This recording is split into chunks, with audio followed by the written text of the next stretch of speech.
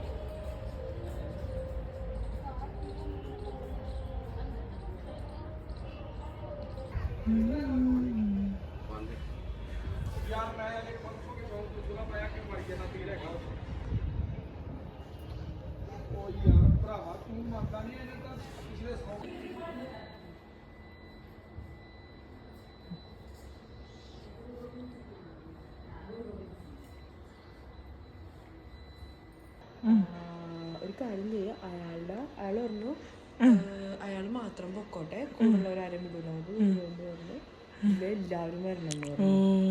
എൻ്റെ കൂടെ എല്ലാവരും വിട്ടാലും ഞാൻ ഇറങ്ങൂലോ എന്ന് പറഞ്ഞു.